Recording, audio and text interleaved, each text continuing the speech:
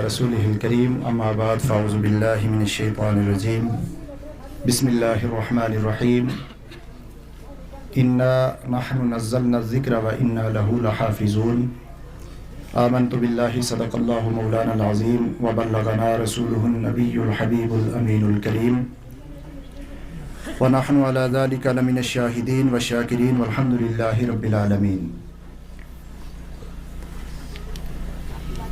اتنے علماء کرام کی موجودگی میں میرے خیال سے اپنی اس 10 سالہ فراغت کے بعد کی زندگی میں پہلی بار کچھ لب کشائی کا موقع مل رہا ہے، تو اب وہی ہے کہ تم کو دیکھیں یا تم سے بات کریں۔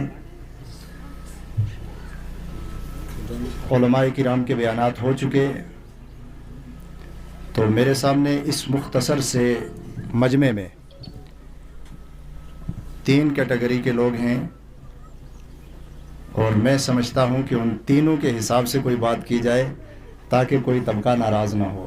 ایک تو بزرگ علماء کرام کا طبقہ ہے، اور دوسرے میرے عزیز جو بعض ابھی زیر تعلیم ہیں مدارس میں، اور بعض فارغ ہو رہے ہیں یا ابھی فارغ ہوئے ہیں، اور کچھ پیچھے عوام اہل سنت بھی موجود ہے۔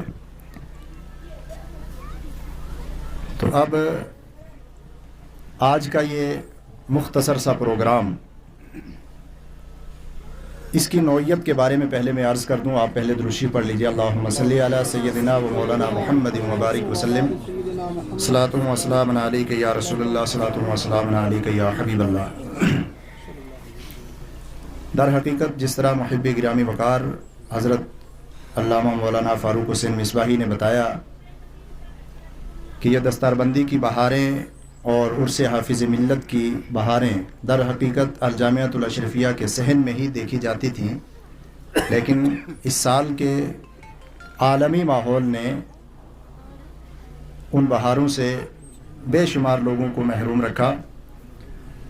تو عزیزم شبیر احمد مصباحی جو ہمارے عزیز ہیں، اور الحمدللہ ہمیں فخر ہے کہ مولانا شبیر احمد مصباحی اور ان کے دیگر کچھ رفقا کو اشرفیہ تک پہنچانے میں کسی حد تک ہمارا رول ہے۔ تو بڑی فخر کی بات ہے کہ اس سال انہیں وہاں سے فارغ ہونا تھا،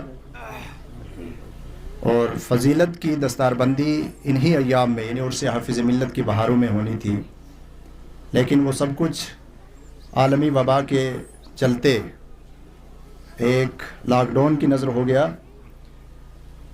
تو عزیزم نے اپنے گھر پر در حقیقت عرس حافظ ملت منانے کا ایک اندیہ ظاہر کیا، تو علماء کرام نے یہ کہا کہ چلیے ہم ان کی حوصلہ افزائی کے لیے ان کی دستار بندی کر دیتے ہیں۔ یہ واضح رہے کہ جو شبیر احمد مصباحی کو یہاں دستار بندی کا ایک منظر ہم پیش کریں گے، اس میں قطعاً یہ نہیں ہے کہ اب انہیں دستار دے کر ہم نے اشرفیہ والی فضیلت عطا فرما دی ہے، وہ وہیں ہوگا انشاءاللہ، وہ سب ساتھیوں کے ساتھ ہوگا۔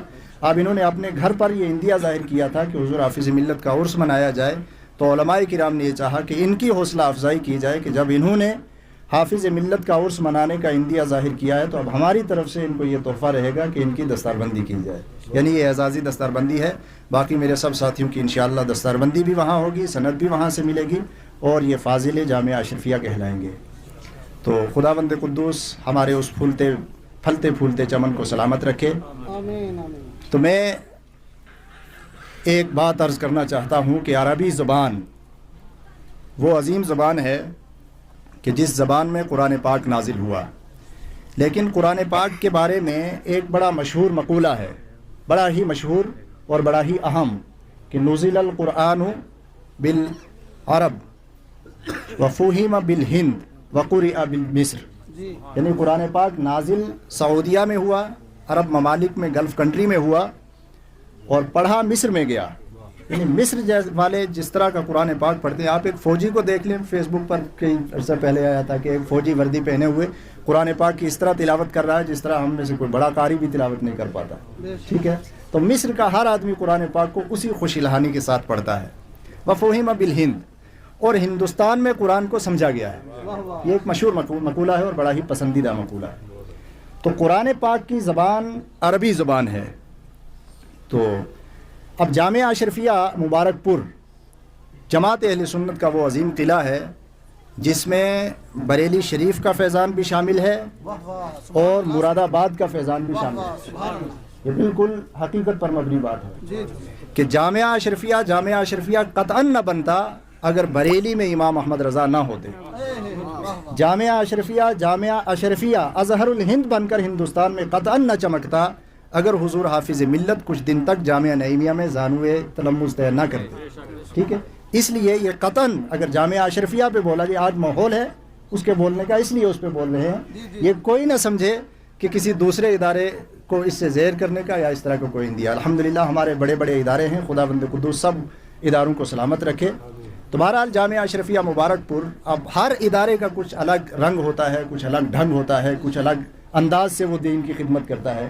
لیکن جامعہ اشرفیہ مبارک پور کی میں ایک بہت ہی انوکھی اور الگ قسم کی ایک جو اس کی شان ہے وہ بیان کرنا چاہتا ہوں آپ حضرات کے سامنے عربی زبان کے لحاظ سے.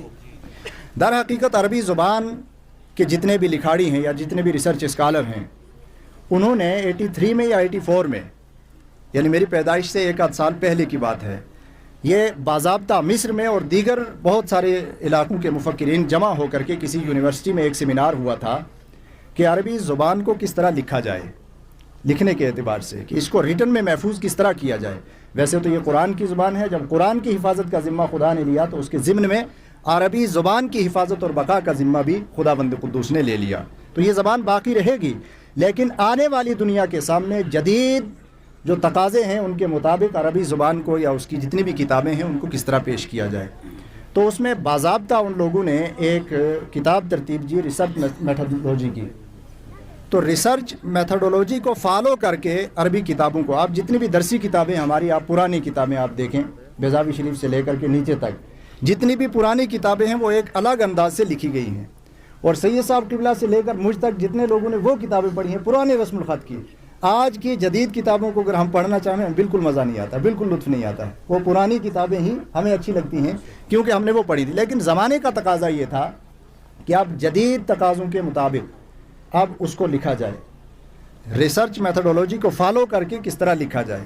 تو اس اعتبار سے مصر میں کتابیں چھپی، سعودی عرب میں کتابیں چھپی، دیگر ممالک میں، لبنان میں کتابیں چھپی، سب جگہ ہوا. لیکن ہمارے ہندوستان میں اب نقل کرنے کے لیے ہندوستان بہت مشہور ہے. تو ہمارے ہندوستان میں جو اس کی نقل کی گئی، دارالعلوم دیوبند نے نقل کی، ندوۃ العلماء نے نقل کی، باقی دیگر سب نے نقل کی. لیکن اس ضمن میں ہمارے اسلاف بالکل خاموش تھے. جامعہ اشرفیہ مبارک پور میں ایک شعبہ قائم ہوا جس کو مجلس برکات کہا جاتا ہے. تو مجلس برکات نے اب جدید انداز میں کتابیں لکھنا شروع کی. لیکن اب مجلس برکات سے چھپنے والی کتابوں کو آپ دیکھیں اور دیگر جو نقل شدہ کتابیں چھپ رہی ہیں ہمارے جو دیگر میں نے نام لیے ان سے، تو ان میں بہت بڑا آپ کو فرق نظر آئے گا. اور باضابطہ اس معاملے میں جو ماہر انسان ہے وہ اس فرق کو محسوس کرتا ہے. وہ یہ کہ جب نقل کرتے ہیں تو من نوان وہاں کی چیز یہاں آ جاتی ہے، لیکن جب آپ کوئی اوریجنل اپنی چیز تیار کریں گے تو یہاں کی بو اس میں باقی رہے گی. تو اب جو کتابیں دیگر اداروں سے چھپتی ہیں، یعنی ہندوستان کے دیگر اداروں سے، ان کے اندر وہ چیز نہیں ہے جو مجلس برکات سے چھپنے والی کتابوں کے اندر ہے. مجلس برکات سے چھپنے والی کتابیں جو اب دیکھیے، اس میں ریسرچ میتھڈولوجی کو اس طرح فالو کیا ہے کہ اشرفیہ کی باضابطہ ایک ٹیم نے اس پہ کام کیا ہے. اور باضابطہ اشرفیہ میں بھی یہ بات ایک میٹنگ میں زیر بحث آئی اور اس میں باضابطہ اس پر بحث ہوئی تھی. علامہ محمد احمد مصباحی صاحب نے ایک بہت تفصیلی اس میں مقالہ بھی لکھا تھا کہ کس انداز سے کتابیں لکھی جائیں. تو بعض نے کہا کہ جو ہماری کتابیں، پرانی کتابیں، ان کو من وان ویسے ہی چھاپا جائے. لیکن لاسٹ میں یہ طے ہوا تھا کہ ان کتابوں کو جدید تقاضوں سے متعین، جدید تقاضوں سے ہم آہنگ کر کے اس انداز سے چھاپا جائے تو ان کی ویلیو زیادہ ہوگی. تو آج جامعہ اشرفیہ سے چھپی ہوئی کتاب، میں اپنا ایک ایکسپیرینس بیان کرتا ہوں کہ کچھ کتابیں، چھوٹی چھوٹی کتابیں لا کر کے ہم نے بابا غلام شاہ بادشاہ یونیورسٹی کی لائبریری میں، سینٹرل لائبریری میں رکھی. تو وہاں کے ایچ او ڈی صاحب یہ جانتے ہیں، مولانا عبدالرشید صاحب اچھے طریقے سے کس مزاج کے آدمی ہیں یا کیا. تو کبھی کبھار ان کا یہ ہوتا ہے کہ جب اپنی بات وہ کہنے پہ آتے ہیں تو سب کچھ کہہ دیتے ہیں. تو انہوں نے مجھے ایک دن بتایا کہ جامعہ اشرفیہ سے چھپی ہوئی کتابیں پڑھنے میں مجھے جتنا لطف آتا ہے اتنا کہیں سے نہیں. کون لوگ ہیں محنت کرنے والے؟ تو یہ ایک غیر کے کہیں ہوئے الفاظ ہیں. تو بہرحال اس طرح کی بہت ساری چیزیں ایسی ہیں کہ جدید تقاضوں سے ان چیزوں کو لیس کر کے، اصل میں یہ اس لیے کہہ رہا ہوں کہ جامعہ اشرفیہ میں لکھنے کا کام بہت زیادہ ہوتا ہے، اور یہ میرے عزیز طلباء، چاہے وہ محترم مولانا شبیر مصباحی صاحب ہوں یا دیگر ان کے ساتھ فارغ ہونے والے مولانا قاسم صاحب یا دیگر لوگ ہوں، ان سب سے میں عرض کرنا چاہتا ہوں کہ آپ کم سے کم جب بھی لکھنا چاہیں کچھ تو آپ اشرفیہ کی کتابوں کو اپنا معیار بنائیں، اور اس کے ساتھ ساتھ ریسرچ جو تخصص ہے، ریسرچ میتھڈولوجی کس طرح لکھا جاتا ہے، اس کا منہج کیا ہوتا ہے، اس کا طریقہ کیا ہوتا ہے، اس پہ بے شمار کتابیں نیٹ پہ اویلیبل ہیں، وہ پڑھیں، اس کے بعد آپ اپنی تحریر کو لکھیں، کہ اس میں تحریر میں جب آپ لکھیں گے تو جدید تقاضوں سے اگر آپ کی تحریر ہم آہنگ ہوگی، مثلا ایک چھوٹی سی بات کہ کہاں پر فل سٹاپ ہوگا، کہاں کاما ہوگا، کہاں انورٹڈ کاما ہوگا، یہ ایک چھوٹی سی بات ہے، لفظی بات، تو کس طرح حوالہ کس طرح دیا جائے، ریفرنس جب آپ کسی چیز کا دیں گے کتاب کا تو اس کے کتنے طریقے ہوتے ہیں، تو اس انداز سے لکھنے کی کوشش کریں تاکہ آپ کی تحریر اس معیار کی بنے کہ جس معیار کی آج کی دنیا تحریر چاہتی ہے۔ تو ٹھیک ہے، بہرحال خداوند قدوس کی بارگاہ میں ہم دعا کرتے ہیں کہ پروردگار عالم ہمیں جامعہ اشرفیہ کے اساتذہ سے فیض حاصل کرنے کی توفیق عطا فرمائے۔ جامعہ اشرفیہ وہ ادارہ ہے کہ جس نے ایسی فوج دنیا کے سامنے پیش کی اور ہر میدان میں آگے جا کر کے علماء کرام اب یونیورسٹیز تک پہنچ گئے ہیں، اور وہاں جا کر کے علماء کرام نے جماعت اہل سنت کا پیغام پہنچایا ہے۔ جماعت اہل سنت کے ایک عظیم قلعے کا نام جامعہ اشرفیہ ہے، جہاں سے جماعت اہل سنت میں کام کرنے کے لیے ہر میدان میں ہر سال ہزاروں افراد پیدا ہوتے ہیں۔ خداوند قدوس کی بارگاہ میں دعا کرتا ہوں کہ پروردگار عالم عزیزم شبیر احمد مصباحی اور ان کے تمام رفقاء کرام کے علم میں عمر میں بے پناہ برکتیں عطا فرمائے۔ وآخر دعوانا الحمدللہ رب العالمین۔ السلام علیکم۔